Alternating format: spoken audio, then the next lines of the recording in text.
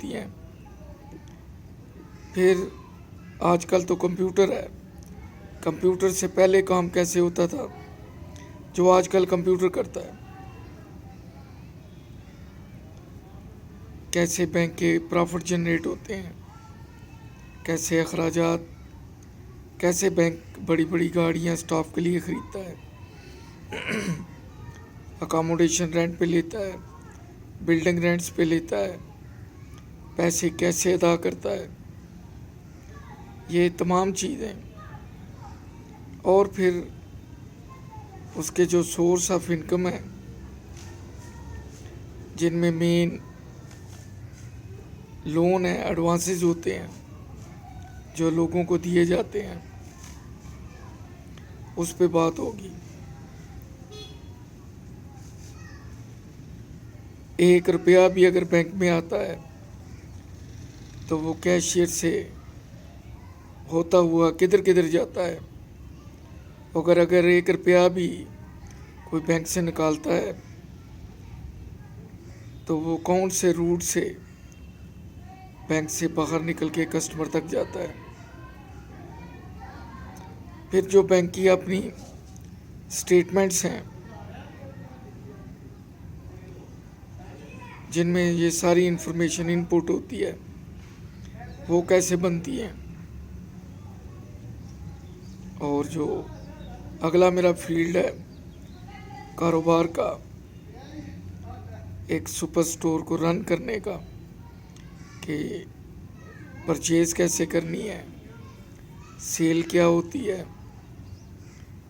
جو walk in customer ہیں ان سے ڈیلنگ کیسے ہے، جو مختلف کمپنیز کے ریپ آتے ہیں ان سے کیا میٹر ڈسکس کرنے ہیں. آپ نے جو اپنے سٹور میں رینکس بنوائے ہیں ان میں چیزیں کس ترتیب سے رکھنی ہیں.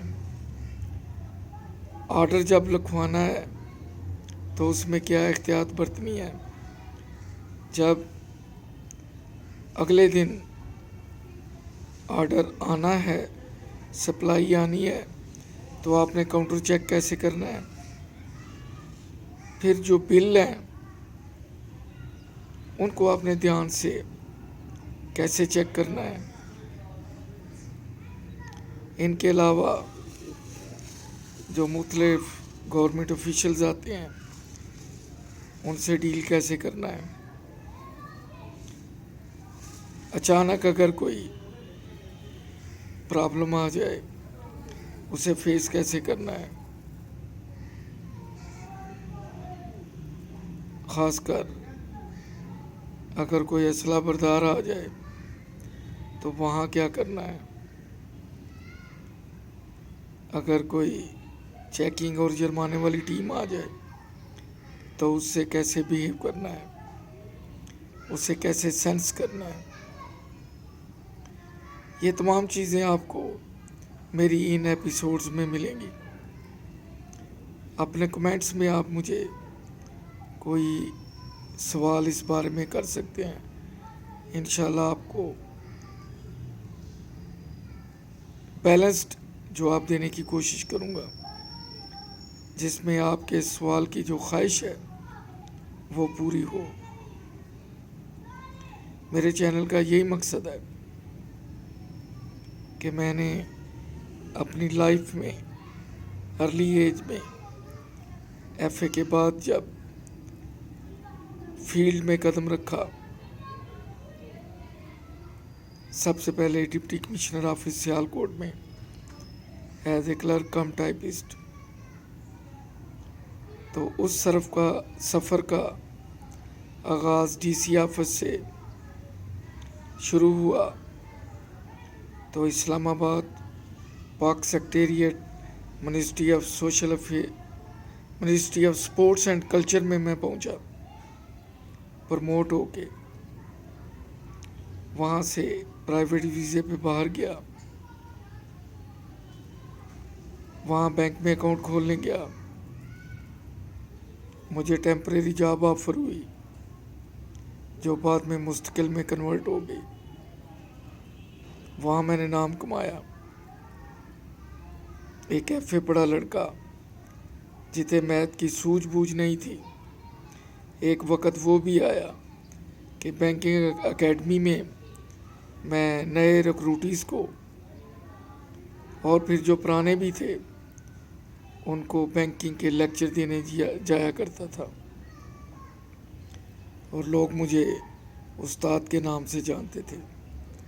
آج بھی مسقط میں جو میرے شاگرد ہیں وہ جنرل مینیجر کے عہدوں پہ بیٹھے ہیں۔ میں بھی ترقی کر سکتا تھا وہاں، چونکہ میرا پاسپورٹ گرین تھا، میں پاکستانی تھا، اور وہاں پہ خارجیوں کا فیوچر کو خاص نہیں ہے، کیونکہ یورپ میں قانون اور ہے، مڈل ایسٹ میں اور ہے۔ یورپ میں آپ کہیں 5-10 سال جاب کرتے ہیں، غیر قانونی یا قانونی، آپ کو وہاں کا کارڈ مل جاتا ہے، لیکن مڈل ایسٹ میں آپ 40 سال بھی گزار لیں تو آپ کا کوئی رائٹ نہیں ہے۔ سمپلی آپ کو ایک لیٹر دے کے فرق کر دیا جاتا ہے کہ gentleman your services are no more required. وہاں آپ نہ کوئی وکیل کر سکتے ہیں، نہ اپیل کر سکتے ہیں، آپ کو ملک چھوڑنا پڑتا ہے۔ بڑی بدقسمتی ہے، میں تو یہی کہوں گا کہ عرب کنٹری کے جو لیبر لاز ہیں وہ ظالمانہ ہے، کہ جب کوئی آدمی اتنا ایکسپیرینس حاصل کر کے آپ کو فائدہ دینے لگتا ہے، آپ اسے اپنے ملک سے نکال دیتے ہیں۔ کیا وجہ ہے کہ گورے آنر دیتے ہیں اور آپ ڈسمسل دیتے ہیں؟ اور یہ بھی سوچنے کی بات ہے کہ جو آنر دیتے ہیں وہ ترقی کے لحاظ سے کس معیار پہ ہیں، اور ہمارے مڈل ایسٹ کے ملکوں میں ترقی کا کیا معیار ہے۔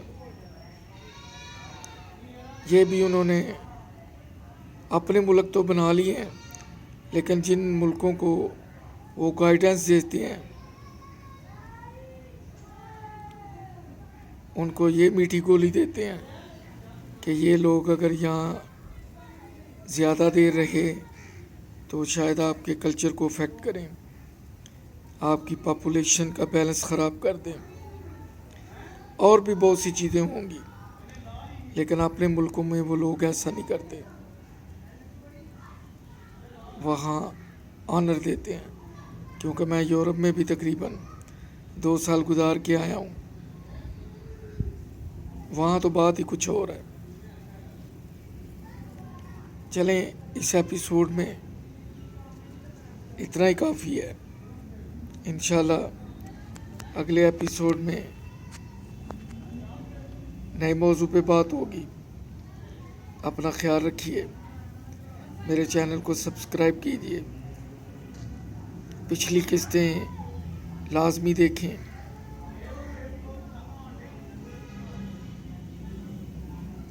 میرا چینل اگر سبسکرائب نہیں کیا تو کریں، دوست احباب کو بتائیں، دعاؤں میں یاد رکھیں۔ اللہ حافظ۔